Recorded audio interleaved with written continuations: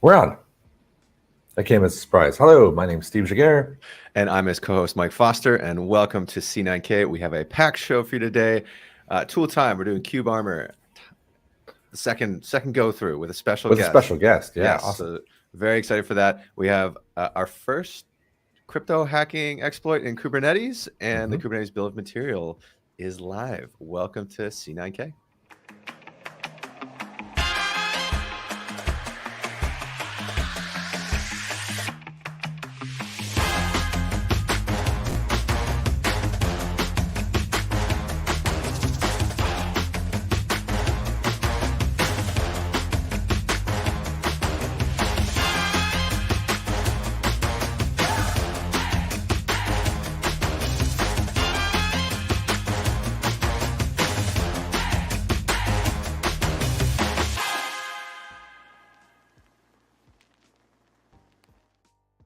Okay, we are back.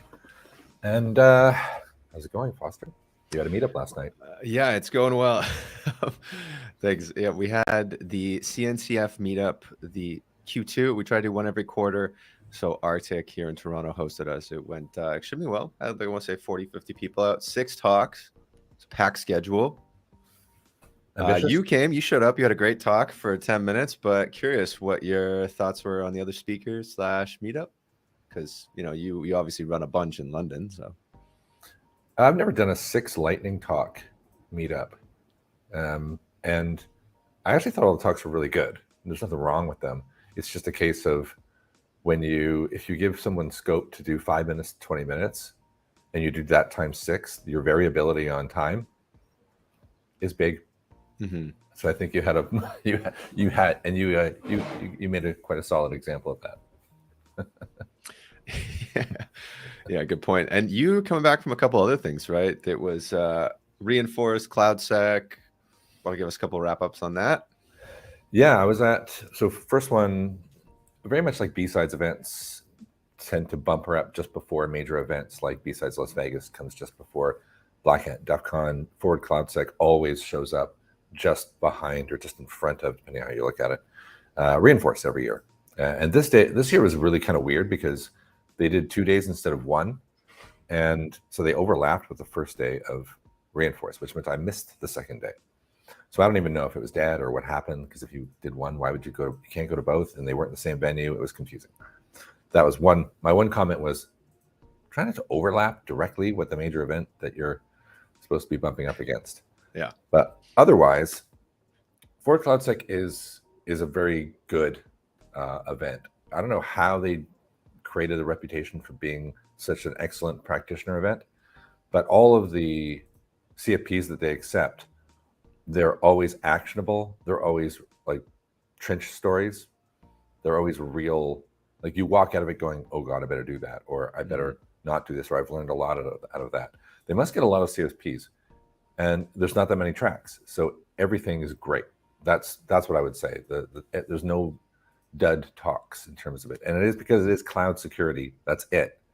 It's a little bit like, when we really like the day zero event, when SecureCon was just before KubeCon. Yeah, very pointed talks specific to your niche.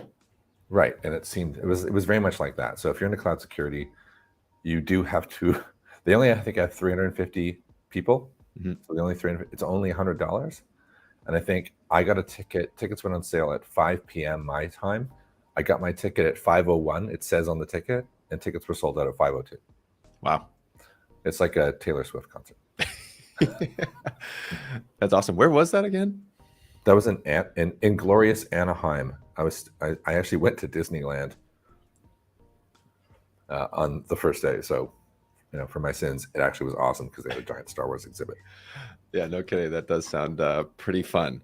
Well, I'm jealous. Anything coming up in the next month that you're traveling to? No, amazingly. I'm not doing anything until DEF CON. Oh, one comment about Reinforce. For the first time, they announced some big competitive security things, like EKS runtime security. The AI-driven detective that consolidates logs and produces these sort of attack paths, like stuff that was stuff that, you know, at reInvent and Reinforce, you see keynote announcements, and if like the startup was like a chessboard, the startup area, a vendor area, you just wipe out all these ones are all gone because they just took an innovation and scaled it for you, you know. So it's just, I felt a little bad for some of the startups because I'm like, you're gone, you're gone, you're gone. It's consolidation and bloodbath the next couple of years, Yeah. it feels like, right? Yeah. Yeah. All right. Yeah, thanks, Steve. Let's jump into the general news. As always, all the links are in the description below. Hit that little notification bell so you know when we go live. And since Steve isn't traveling, we'll be live more in July. We promise. All right, let's get into it.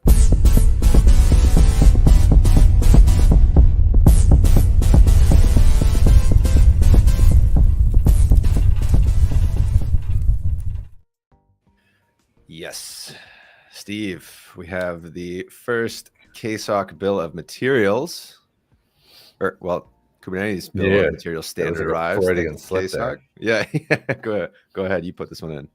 Yeah,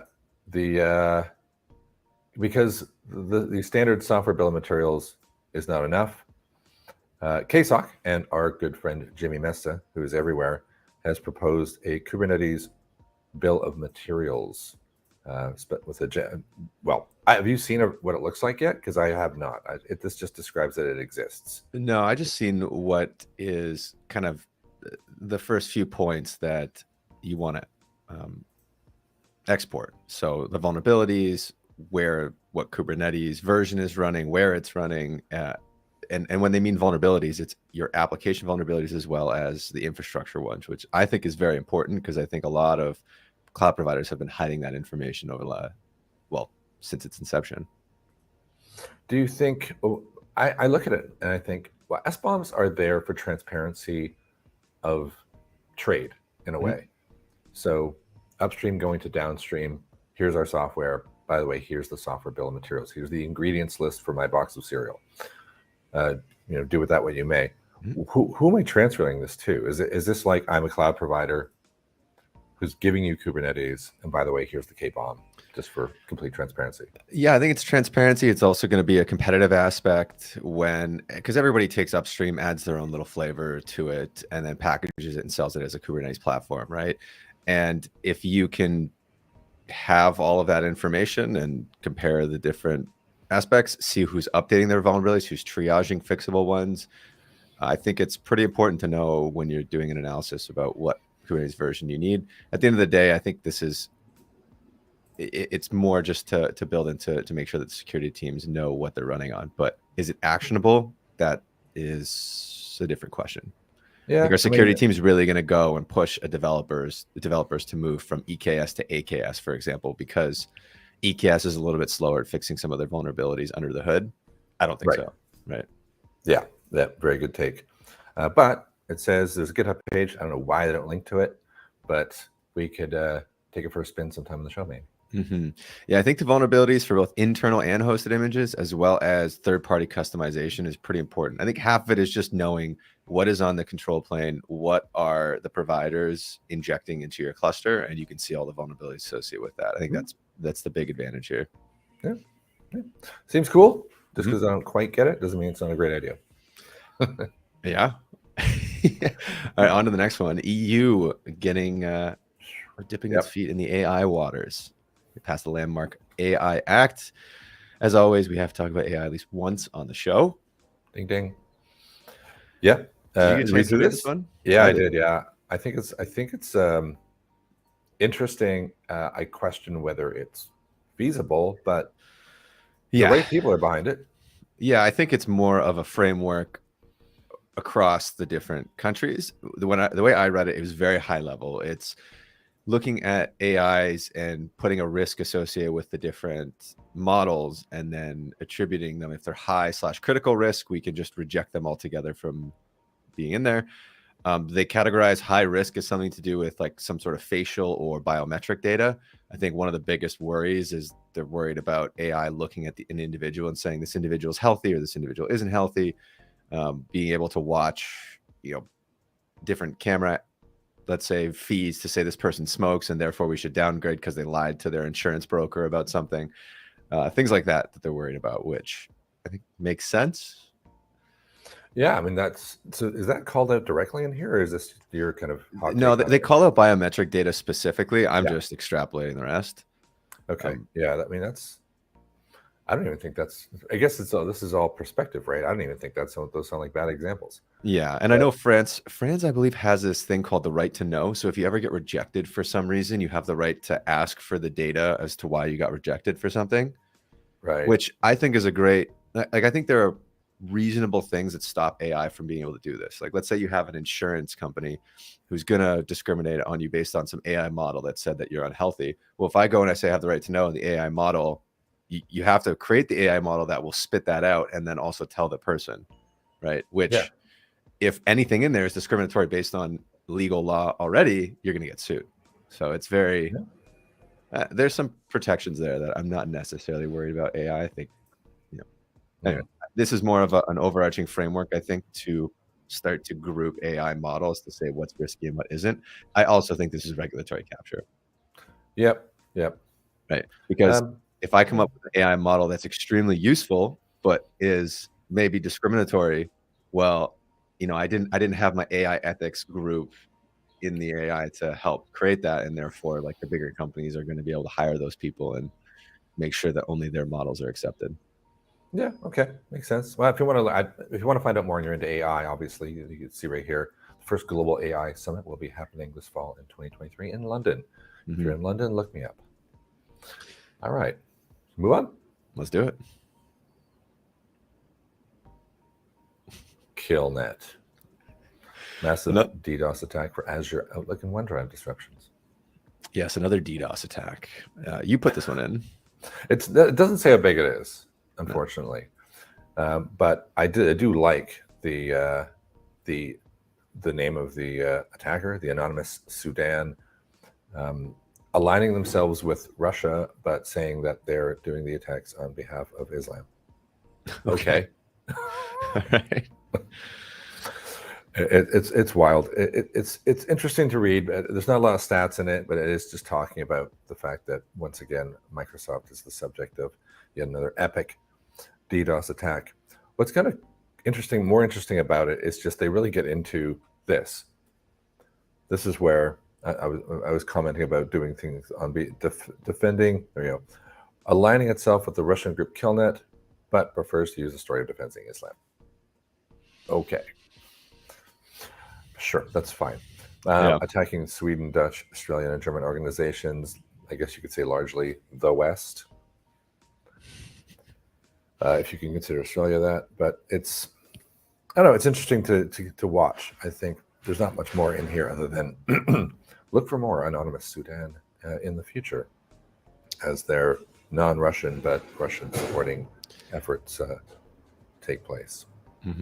Yeah, kind of curious they targeted Microsoft and just those services, but we're always good for one DDoS a month, I feel like. Yeah, it's got to have one in there. Yeah. And where are we? Are we in? Oh, we have one more. One more. Yeah, sorry about that. Yep, let's check it out.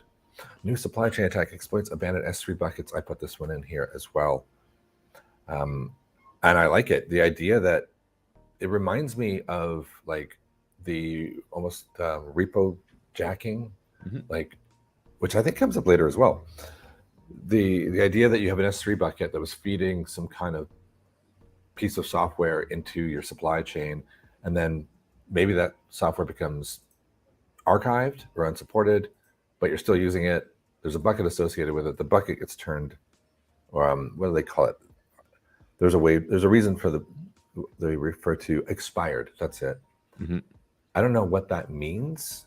I don't know if you know what that means. Like, how does an S3 bucket expire yet still be available? Yeah, I'm a little shocked by that. Also, are these still public S3 buckets? Remember we were at Inforce last year, and they made a whole spiel about making your S3 buckets private because I guess they have millions that are still public and exploitable. Yeah, well, there's lots of S3 buckets that are just used to serve up some kind of files, right? Yeah. So they kind of have to be public. But I mean, this isn't the most complicated attack. This is the simplest attack drawing I've ever seen in my life. Yeah. The developer puts something on here. they delete the bucket apparently. Then hijacker, I guess, recreates a bucket with the same path somehow, and then anybody who was using it now, you're serving up whatever it was. It's not complicated at all. It's just I think what seems more complicated to me is how do you discover the expired buckets in the first place? That's interesting, and that's not in here, unfortunately. Yeah, very interesting. But anyway, there you go. Warning out there: if you've deleted a bucket that was serving up software or something like that, maybe they're under attack. Or don't make sure what you're using is actually still active. Yeah, no kidding. All right, spicy time.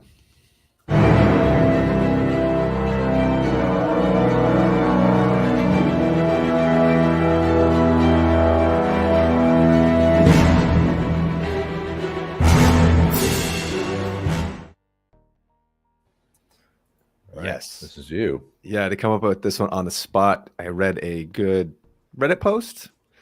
And this hot take is titled "Security Failure Could Mean Success." And this is for all the CEOs/CTOs out there. What you think of a business security failure does not mean it's an actual failure. Let me preface. So if you look at GDPR, or what's the regulation where as soon as you have an exploit or a hack, you have to make something public, right? To the business, that means it's a failure. If you're on a security team and a couple service account tokens get exploited or pulled, but you're able to stop the attack, stop the breach, you had your secondary controls come in and stop that from happening. On a security team, that's a success. Somebody tried to do it, we stopped them. You know what? They managed to get 1 or 2 credentials out, but we still have to report it. There's not much you can do if somebody hacks a laptop that's remote and they get a credential out, and then you have to report that stuff, right? To me, it's just having the secondary controls and stopping it. But that doesn't stop the CTOs and CEOs of the world that's saying like, oh, this is a failure, we have to take care of this, we have to do this now. And this was prompted by reading a couple of breach articles where the CEOs and the companies never talk about the success of the hack. It's like, yeah, we had this thing exposed, or yeah, this has happened, but we were able to stop it, no data got taken, all the good things associated with the hack. And it got me thinking, why don't we publish good news in security? Why is it just the bare minimum of information of, hey, yeah, we got breached, we stopped it, we don't think users got impacted, done. And so anyways, that was my hot take, and just a sort of psychological / sociology question of why don't we give more information? Is it just we don't want to give people, like the news media, more information to take and run with it? I don't think the news wants good news. You've seen the news. True. But that's my point, is if it's a hack and I say, hey, this is all good news, like we just lost a service account token, that's it, then they're not going to report on it because it's good news. But if you make it, hey, yeah, we lost credentials, then they're going to report on it. I'll give you another example that we banter about a lot and comes up on the show, like, again, one of our quarterlies, LastPass. LastPass keeps getting, leave LastPass. This is, I'm out of LastPass, because they keep getting breached. They keep reporting breaches. They've never lost data. They detect somebody, there was some intrusion, and because all of their data is like zero knowledge encrypted, even they can't look at it and get anything out of it. No data has ever been lost, or no one's ever been compromised by a LastPass breach. And to me, that makes I keep using LastPass because of that. And yet they've been, look at the Reddit conversations about LastPass. Everyone says you should leave because they keep getting breached. I'm like, no, I see success 3 times. Yeah. So because people are trying to hack that. That's one of the best ways to get all your passwords. So why wouldn't it be a hotspot? Yep. Completely agree. Cool. All right, onto the crazy stuff. Yes. WTF. Throw me up there. The first ever Zero cryptojacking targets Kubernetes infrastructure. This isn't what the WTF of this to me is that they're just looking for anonymous authentication. Yeah, I was going to say. Yeah, I completely agree. So Zero cryptojacking, I think this is Monero. Yeah, Monero cryptocurrency. And I was looking, I'm like, oh, this is kind of the first Kubernetes hack. That's what they said in the news stack. And then you go down and like, no, it's just auth equals true. Anonymous auth equals true. There it is. Yeah. I mean, I could do this. This isn't, you just go on Shodan, find it, or create a script that finds it, and then deploy a pod that mines. Yeah. And what's the reason to create a Kubernetes cluster without authentication? I have no idea. You know, they do say out of the box, there it is, doesn't allow anonymous access. It used to ages ago, but maybe it's just the fact that you're not looking to hack it, and there's just enough legacy out there that somebody just thought, well, why don't I throw a miner on there and see what happens? And to correct, actually, it's not Monero that they're mining. It is Darrow, which is a slightly different, much more attractive currency. More attractive if you have no idea where you're putting the pod. I'm not going to get into, but you can click here on the article and learn what directed acyclic graph technology is for complete anonymity, et cetera, et cetera. So it's a more, I don't want to say a more cryptojacking friendly than even Monero is. So hurrah. Nice. And on to the next topic, which was similar to your talk last night. GitHub and hackers. Yeah. Hackers create fake GitHub profiles to deliver malware through repositories. This is, again, seems kind of obvious that creating a fake profile. Oh, there's another article. Well, that's just the Vol check. Yeah, they're the ones who reported it, Vol check. To promote code repositories. And it's, I think this is, earlier I was talking about repo jacking. Oh, there we go. This is the one I thought was great. The research, not surprising. Not only can you poison code repositories, but you can just create your own GitHub repository under, you can even like typo squat on the username in some form or another. You can make a GitHub. I mean, we talked a little bit about this after your meetup last night, where I was saying, if you don't sign commits, and most people don't, you can create a looky-likey repo and make commits that look like they're from trusted entities and trusted users. Mm-hmm. And it's just really, really too easy for anyone to create a fake GitHub repository with a fake user with real commits from real people that they didn't do. And presto, you're in someone's supply chain. Mm-hmm. This makes a reference down here actually to the one I was making. I don't know if I have it up. Did I pop it up? Yeah, I just popped it up for reference. This was last year, October 25th, 2022. This is the user namespace / repo. So if my repository last night was like CNCF Toronto and my user 0gig / that, GitHub creates a namespace out of that. So if you change your username, like Eurogig, mm-hmm. to Foster, and then somebody goes and re-registers Eurogig, it goes back. Instead of forwarding to Foster like it was doing, it goes back to the original. So you can basically, a little bit like the S3 bucket thing, you can then just become anyone. If you can somehow work out anyone who's ever changed their name, look at their repos, you can hijack all the repos. And so GitHub brought in a flag to stop name changes? Yeah, they talk about it down here. This repository repo has been retired and cannot be used. So they put something in place to try and prevent that. But up until last year, it was pretty easy to do it. So it's a little bit similar to that. Interesting. Yeah. And how many more we got? This is great. Yeah, this is more. yours. Yeah, this is mine. And the reason this is WTF just because this came across. We've known this, right? Yeah. Is this just the first time the U.S. intelligence confirms that it's bought it? So for context, the American government cannot spy on its own citizens. So what it likes to do is it teams up with other countries. Other countries spy on American citizens, and then they just buy the data.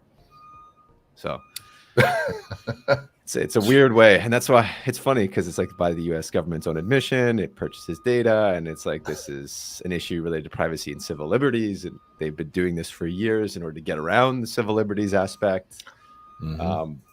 So U.S. also spies on Canadian and UK citizens and then sells that data to the UK / there's an agreement for sharing of information. WTF, just because we've known this. This is nothing new. Yeah. Yeah, it's a WTF. Yeah. So I think that maybe the difference is because, like, although this data is generally sold in bulk, often millions of data points at a time, what I think governments are starting to do is figure out the best way to transfer data and like actually get the same databases too to help transfer data, which is a coordinated effort, let's say. And I think that that is kind of scary because I like a little bit of incompetence in my governments. So they change data, and then you imagine somebody searching through and they can't find the data points and like, oh, this data is useless. Yeah, when you get coordinated government sharing and like a bunch of databases that are all coordinated, it's kind of scary. Yeah, no doubt. That's pretty funny. All right, and unsurprising. Last one. Over 100,000 stolen ChatGPT account credentials sold on dark web marketplaces. Now how deep you scroll down, but when we do these, for those of you who don't know, we create our articles and we drop little comedic headlines for ourselves in each one. And my comedic headline on this one was India likes porn, because they're stealing these account credentials mostly via fake OnlyFans links. And interesting. And the largest number of compromised accounts was, I think, in India. It was like so I'm just saying, somebody likes porn.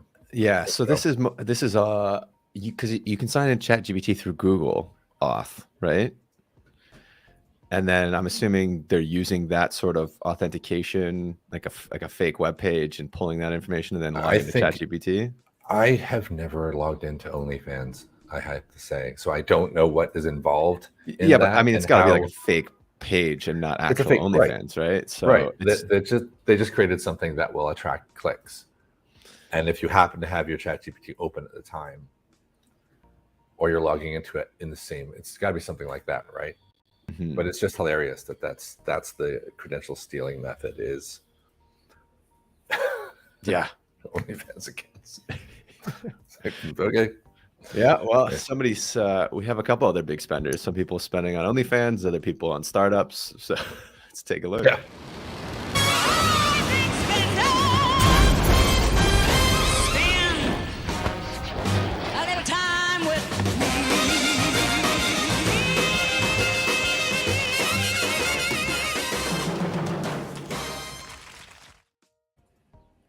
Yes.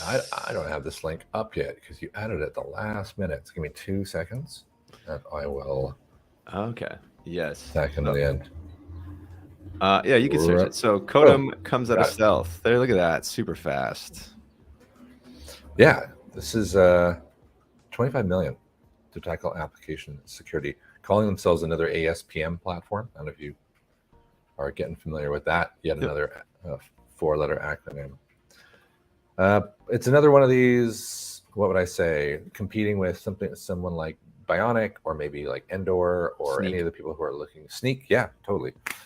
Anyone who's looking to handle your supply chain security, SBOM generation, vulnerabilities and third-party packages.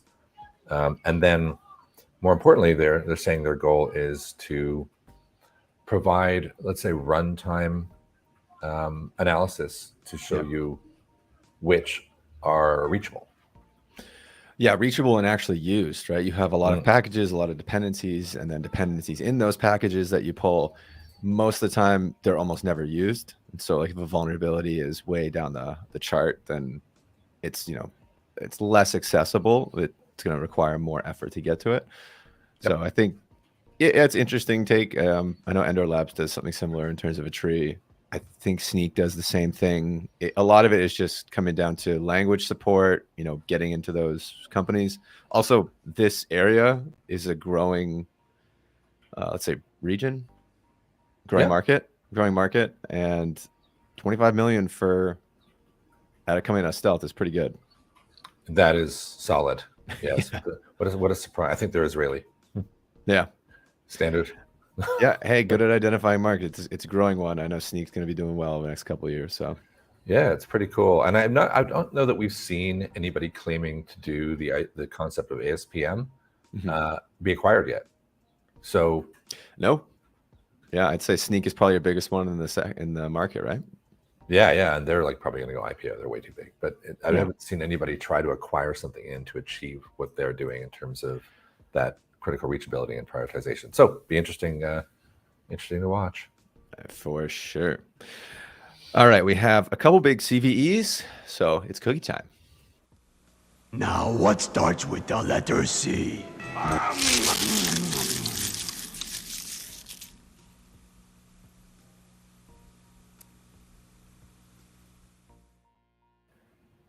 All right, the MOVEit breach. You've been tackling this one. I mean, I find just on the call it surface, it's interesting because MOVEit is meant to be a secure file transfer mechanism. Yes, I mean that's why you should never use the word secure in front of anything. Yep. But yeah, I feel like file transfers. This is a pretty known pathway for exploits. NFS sharing systems were always a huge thing on Microsoft Windows, right? When you try to implement the capabilities and somebody doesn't know exactly how to configure it properly, all of a sudden certain things have write access that shouldn't. But I want to get your thoughts on the MOVEit breach. Not shocked that they use this as a pathway. I'm just kind of shocked at how they got access to the private networks. It is amazing. There's the other link, the Reddit link here, how we detected the MOVEit vulnerability. And I did, well, it was through whatever you want to call it. Tactics, what does TTP stands for? Anyway, behavioral analysis of anomalies as opposed to indicators of compromise. But and I like the summary down here, which is just deviations from baseline signal, DRLDR. Yeah. But how did they get access? Is that in both of these articles? Because I didn't really catch it. I don't think so, and I don't think the government's going to tell everybody exactly how they got access. But needless to say, it shut down a bunch of government agencies over what, last week, 2 weeks ago. Yeah, every what do you call it, alert or newsletter or that came in for a week was mentioning mentioning MOVEit. I hadn't even heard of MOVEit. I've never used it for file transfer, so I was like, weird. Yeah, and I don't think that it shut down the agencies because it was that prolific. I think it shut down the agencies because as soon as they detected somebody in the system, they just said, nope, cut access to everything, right?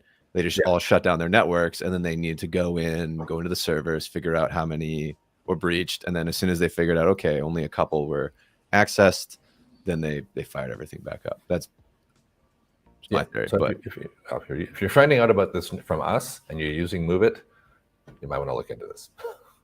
Yeah. All right, the last CVE, Fortinet and a remote code execution flaw. Yep. And you put the Reddit one up first, as you do, because it's just full of heckling.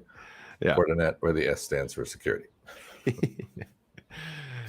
Can't trust their VPN. I mean, I'm going to feel bad for Fortinet because I work for Palo Alto Networks, and we have had several vulnerabilities in Palo Alto Networks on this show. So it is a reality. Security tools do sometimes have vulnerabilities and are constantly under attack. For sure. You get the original here. Vulnerability may have been exploited. This is from Fortinet themselves. So, and there's your CVE there. And it has been patched. So once again, if you're using this, you're using was it FortiGate? Is that what it's called? Using FortiGate, get on it, patch it up, because it's an actively exploited remote code execution flaw. That's bad. That is bad. All right, I think we're coming to the end of the show. Where we have our special guest here. We're a special guest. We have Rahul Akinox in the background, come to do KubeArmor Part 2. Came to show us all the new updates since. This is what happens when we do a bad demo. Yeah, that's exactly it. But let's roll it. So for the thousands in attendance and the millions watching around the world, recognized and known the world over as the people's of the world. Rahul. Roll. Hey. Hey. There we go. How's it going? Doing good. Doing good. Thank you. Thanks for Can you see joining. me? Yeah. Yeah, thanks for joining, and thanks for pinging us after you saw our demo to make sure that we were doing things properly. For those who don't know, maybe give a quick intro, KubeArmor, Equinox, what you do, and yeah. So Rahul Jadhav, nice meeting you all. We started KubeArmor with the intention of the runtime security. That's all. And when we talk about runtime security, protecting, preventing the attacks in the first place, like stopping some behaviors. Our primary intention was that when it comes to Kubernetes-based workloads, you have this open area within the pod itself. Like if someone gets into your pod, almost everything has unrestricted access. So how do you constrain that access? How do you harden the pod? Typically, what we have seen is that there is only one or two binaries which would require access to certain sensitive assets, or even network communication primitives needs to be enabled only for certain processes. How do you limit that access? There were other tools, of course. We're talking about MITRE TTPs, right? We were looking at those MITRE TTPs, tactics, techniques, and procedures, and they had very simple mitigation rules. Like, do not allow anyone to modify trusted certificate bundles. Do not allow anyone to update the root certificate file path. Very simple rules. But we were surprised to find that in the context of Kubernetes, the primary thing that could achieve that kind of security was pod security context, wherein you manually specify the AppArmor or SLNS policies. But given the user experience, no one used it. And I don't know of anyone still who's using those kind of things. So the user experience was extreme. Yeah, it's very hard to scale and make sure that the different teams are doing it properly. They like to leave it wide open, and then your security teams come in after. I was curious, can you share screen? I was hoping you could take us through, KubeArmor, the different policies. I know you made some changes to the website as well. Yeah, absolutely. Would love to do that. Let me share my screen. And then Steve's muted up. There you go. Let me clarify. We had a conversation with Rahul, it might have been yesterday or the day before. And if you go back to, I think it was episode 306 maybe, where I was trying to get blocking in place. And so we ended up having a conversation as to why that went wrong. And this is how this reboot happened. Yeah. And by the way, we just added the part that where we wanted to say, tell the user whether the configuration that they have, the distribution that they have, does support enforcement or not, showing them out of the box. Once they do install, the output of the install should be everything is installed and whether enforcement will work or not. So that is already done. It's already in place. So if you added that? Here, yeah. In 2 days? Yes, it got added yesterday. Today we removed it. Yeah. So let me just go ahead. I hope you can see my screen. Yeah, we're bringing it in right now. There we go. It's pretty small, though. I'm going to let you know. Let's see. Let's see if I can.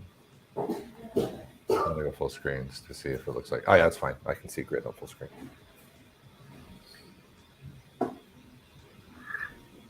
Yeah, so the intention is to show the user whether, after the installation, whether things are working. So if everything is great, okay, you'll see your cluster is armored up. I like that. So this is a new thing that happened just today morning. And if for some reason your distribution doesn't support all the kernel primitives that are necessary and things like that, it would show that the observability will work, but the enforcement is having issues. So it could be because of several reasons, right? Your kernel might not. In some local deployments, such as K3s, you are dependent upon the underlying layer, the underlying distributions. K3s is just a Kubernetes layer, right? So you might have issues there. Most of the managed cloud providers, CSPs, Google, AWS, Azure, Oracle, IBM, it just works out of the box. You'll see your cluster is armored right after install. Sweet. Very cool. Did you have a couple examples? I was hoping that we could show up Steve with some good ones. And yeah. So let me show you one particular thing that I was already talking about. You do not allow anyone to make any changes into the root certificate files bundle. This is a simple policy. It says that allow read access to the root certificate folders. All these are the folders which needs to be allowed. Any binary within the pod, or any process within the pod would be allowed to read, but no one will be allowed to write. If someone tries to write, the action will be. That's simple. And again, so this is the MITRE TTP ID that basically explains what it means, what the mitigation is. Very simple procedure. Yep. So if you can apply this as a kubefederal. You apply this as a Kubernetes resource.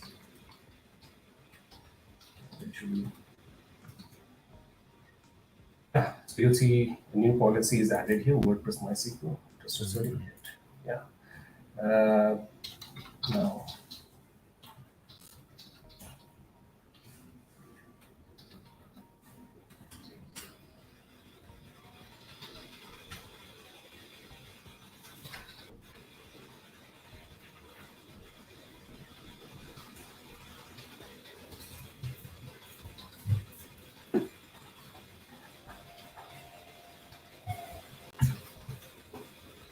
see the permission is denied here. If I try to do anything here, but I'll be able to read from here. I can still read the search folders and things like that. So existing search folder will still be available for use for the existing application. But if someone tries to insert a new root certificate, that won't be allowed. So for example, if I try to go root.10, that won't be allowed. Let me show you the logs that you will get in the context of someone tries to do that.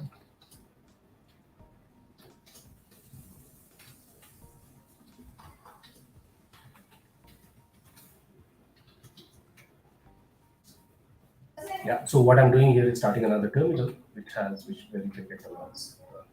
So here you go. So it's the same policy. You get the policy name, you get the contextual information, including the container ID, container image, container name. You get all the tags that are associated with that particular policy, and all the other information, right? So exactly the command that you use. That's pretty good. So I didn't use the -JSON output format when I was doing it. Now it's so much easier to read. Yeah. Believe it or not, JSON that's easier to read. Yeah. What happens?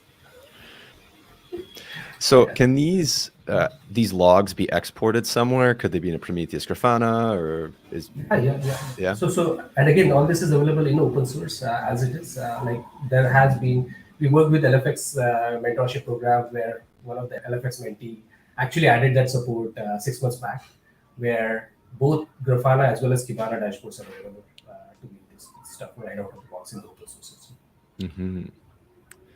Yeah, very cool. And is there like a block and an inform? There's more than just a block in terms of policies, right? I think you have a bunch of example policies on your website too, right? Yeah. So I'll show you another example. Again, a very straightforward policy where file integrity monitoring is a policy where you don't want anyone to write into these folders, but you want the ability to execute processes or binaries from these folders. So let me just apply this.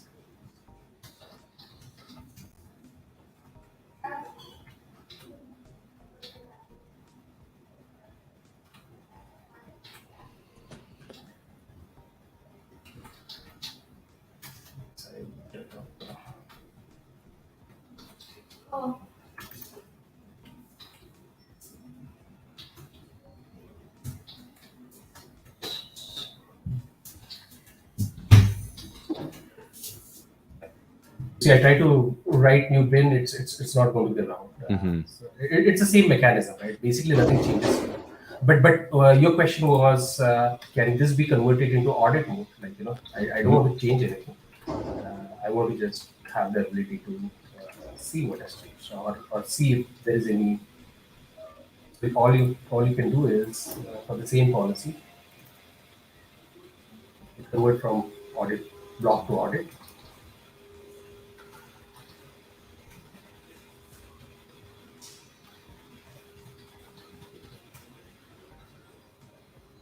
policy is now changed. Now, if you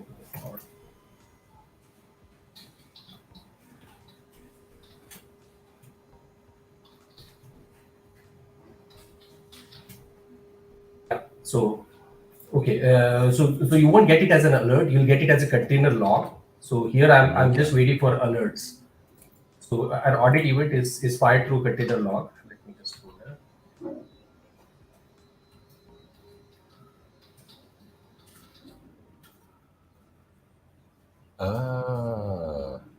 So by default, only alerts are shown. That explains why last time I got a little confused.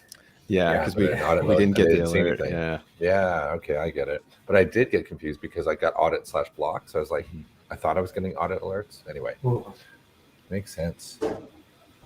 So you can have audit and block. Yes. Yeah. Okay. That's totally critical because if you're going to be sticking stuff in there that might block stuff and you might get your filters wrong, Yeah. you want to make sure you want to do some auditing before you flip that into block mode. Yeah, and I think that makes sense. Everything is code, so you have GitOps, you implement your policies, put it into your cluster, put it in audit mode, get all your logs out, see what's running first, and then figure out what exactly you want to block later if you're on a security team. Yeah, because I think Foster, last time we did this, one of the things we were thinking was, how do I have the detailed knowledge of what's running in my cluster in order to make policy? Correct. And then a lot of times what happens is you might want to audit at the namespace level itself. So you might want to say allow specific action and everything else is should be audited. So you can set all that kind of security postures here. Let me just show you one particular example of how that kind of policies you can have.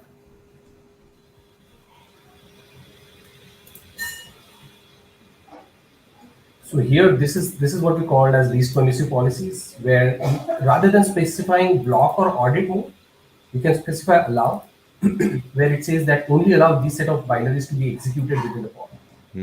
So deny all, but then only allow this. Yes, yes. But what happens with everything else, you can control. You can keep it in dry run mode where you say, let me audit it for 2 weeks, get comfortable, and then I'll flick the switch to deny. So that kind of thing.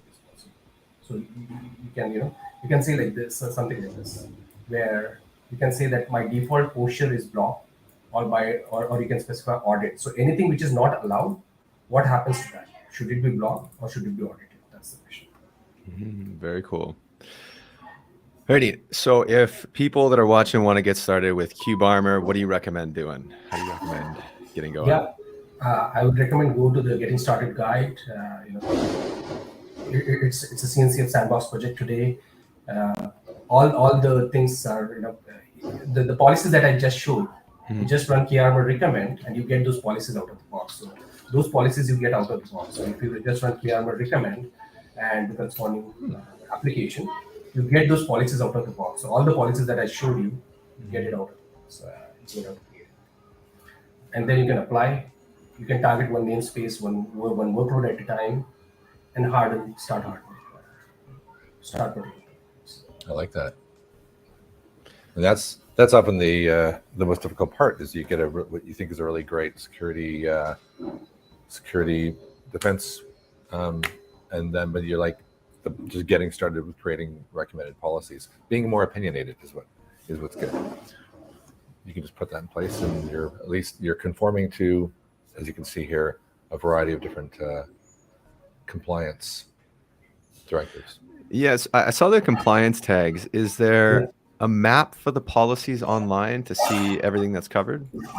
Yeah, so there is something called as policy templates. Again, this is part of open source that we have been curating for past 2 years. So all the policies for existing known things, all workloads, existing workloads, and for NIST, PCI DSS, all of this is present here.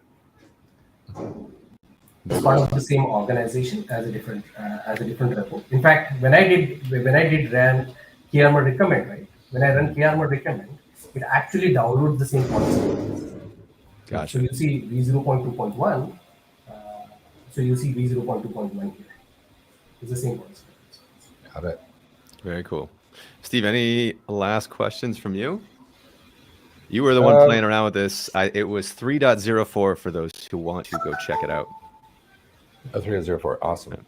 I just want to make one more comment because I see on the KubeArmor website it says Cloud Native Sandbox. This is a CNCF submitted solution. It's part of CNCF. Part of CNCF Sandbox. It's under the CNCF governance rules. We do not, inside Equinox, we do not maintain a downstream fork of KubeArmor. What we have done is added more tooling on top of KubeArmor to make it more, the usage journey more simpler. For example, this is least permissive security posture. Generating those kind of security posture. That's a separate tooling on top of the open source, but it's the same open source that gets used in enterprises. Very, very cool. Nice. Yeah, I like it. Yeah, All so right. Slack channel, 730 GitHub stars. I know I was going through the whole landscape roadmap. You're on the CNCF landscape as well. Thanks so much. By the way, any chance this is going to pop up in the CKS anytime soon? I know there's a couple other security tools. Yeah. Very curious. We would love to be there. We would love to be there. We don't know what is the way to get there, frankly speaking. Yeah, I guess they're throwing some political weight around, I guess. Because to me, you know, because I've worked with like Falco rules and different types of runtime protection, that YAML format and being able to put it in GitOps, it's very readable to me, especially being in a Kubernetes background. So I love it. I'm a big fan. Thank you. So I'll put a vote in for KubeArmor to make the next CKS update. Nice. We'd love to be part of that discussion. Thank you.